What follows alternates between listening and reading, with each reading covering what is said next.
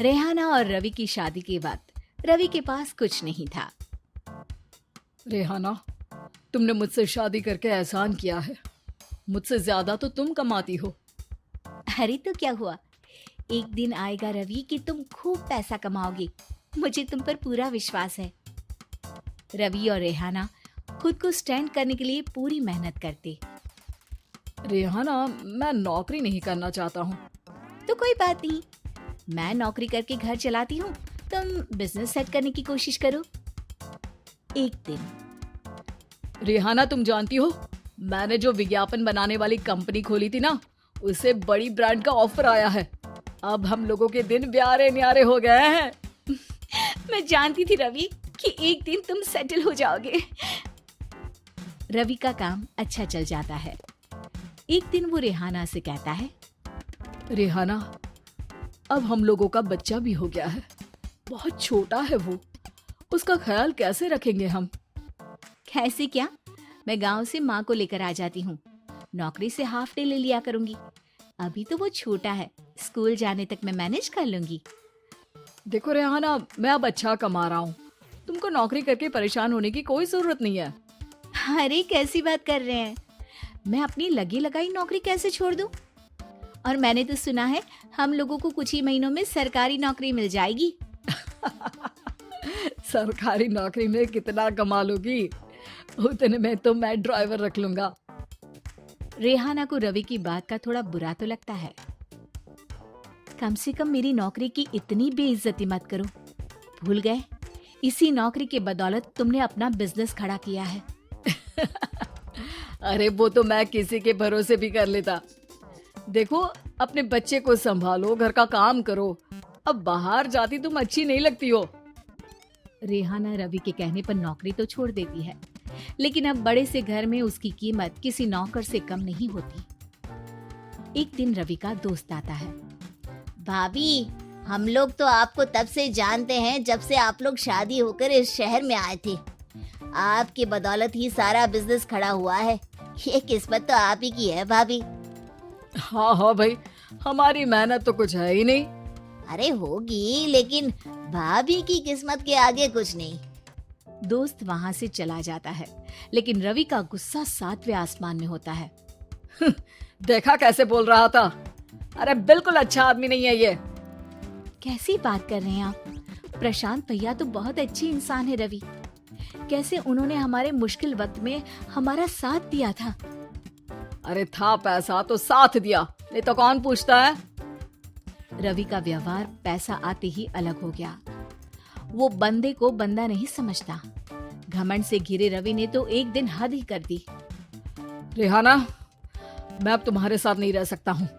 क्या क्या बकवास कर रहे हो रवि? क्या कहना चाहते हो? और क्यों नहीं रह सकते तुम मेरे साथ? देखो, मुझे कोई और पसंद है और उसने साथ रहने पर बस यही शर्त रखी है कि मुझे तुम्हें तलाक देना होगा। रेहाना, जो कि एक स्वावलंबी महिला थी, उसने बिना देर किए रवि को कह दिया, कोई इश्यू नहीं, मुझे पैकिंग में 4 दिन का वक्त लगेगा, लेकिन तब तक मैं तुम्हारे साथ नहीं रहूंगी। 4 दिन के लिए तुम कहीं और शिफ्ट हो जाओ, मैं घर से निकलूंगी तो बता दूंगी। रवि घर छोड़कर चला जाता है।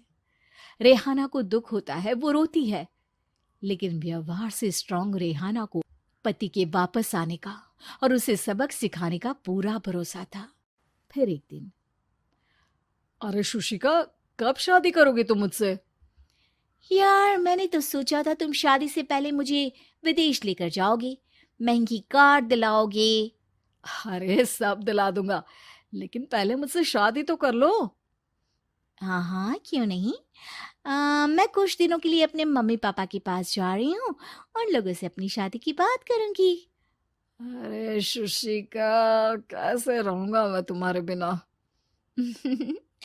अब तो शादी ही होने वाली है हम लोगों की। शुशिका रवि को छोड़कर चली जाती है। रवि घर आता है, जहां रेहाना को ना पाकर उसे सब अजीब लगता है। घर तो रेहाना के बिना कुछ नहीं है। बच्चे की याद भी आ रही है। चलो एक वीडियो कॉल कर लेता हूँ। रवि रेहाना को वीडियो कॉल करता है, लेकिन रेहाना फोन नहीं उठाती। रात को सोते वक्त मन कर रहा है मुन्ने को गले लगा लूं। चलो कोई ना, शुशिका से शादी के बाद मेरे और भी बच्चे होंगे।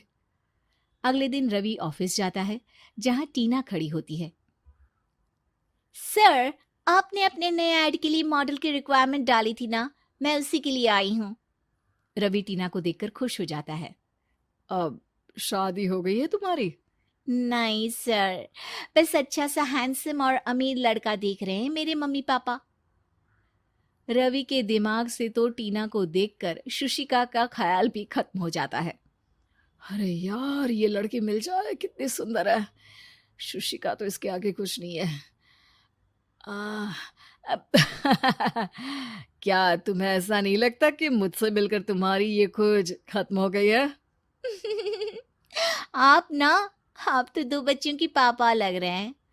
अरे नहीं नहीं, मेरी शादी तो हुई थी, लेकिन बीवी को किसी और से प्यार था, मुझे छोड़कर चली गई। खैर, टीना की दोस्ती रवि से हो जाती है, लेकिन 1 महीने बाद शुशिका रवि के पास वापस आती है। मेरे मम्मी पापा तुमसे मिलना चाहते हैं, लेकिन उन लोगों को ये मत बताना कि तुम पहले से शादीशुदा हो, और हाँ, शादी से पहले अपनी सारी प्रॉपर्टी तुमको मेरे नाम करनी होगी। अरे पागल, अब मैं तुमसे शादी ही नहीं करना चाहता। भला ऐसी लालची औरत से कौन शादी करेगा? तभी वहां टीना आ जाती है। रवि, ये पागल सी औरत कौन है? देखो, तुमने ही कह दिया ना पागल, तो पागल ही है। पता नहीं कौन है, कह रही है शादी कर लो, लेकिन शादी से पहले अपनी सारी प्रॉपर्टी मेरे नाम कर दो। बोल तो सही रही है। वैसे तुम जानती हो, मेरी एक सहेली है, उसके पति ने उसे पैसा आते ही छोड़ दिया, जबकि उसको खड़ा करने वाली ही मेरी सहेली थी। और मुझे भी भरोसा नहीं है। अगर मैं भी तुमसे शादी करूंगी तो तभी जब तुम मेरे नाम अपनी सारी प्रॉपर्टी कर दोगे। अरे हाँ हाँ, क्यों नहीं, बिल्कुल कर दूंगा। रवि और टीना की शादी की तारीख तय हो जाती है। वो अपनी सारी प्रॉपर्टी के कागज लेकर शादी वाली जगह पर पहुंचता है, लेकिन वहां टीना आती नहीं। रवि टीना को मैसेज करता है। कहाँ हो? सॉरी, मैं तुमसे शादी नहीं कर सकती, मुझे तुमसे भी ज्यादा पैसे वाला मिल गया। रवि को गुस्सा आ जाता है। वो गुस्से से सारा डेकोरेशन तोड़ रहा होता है कि वहां रेहाना आ जाती है। सर, क्या हो गया? क्या डेकोरेशन पसंद नहीं आई आपको? तुम यहाँ क्या कर रही हो? मैं यहाँ की डेकोरेटर हूँ। क्या आपको पसंद नहीं आई यहाँ की सजावट? रवि दौड़कर रेहाना के गले लग जाता है। मुझे माफ कर दो रेहाना। रवि रेहाना के गले लग जाता है और रेहाना टीना को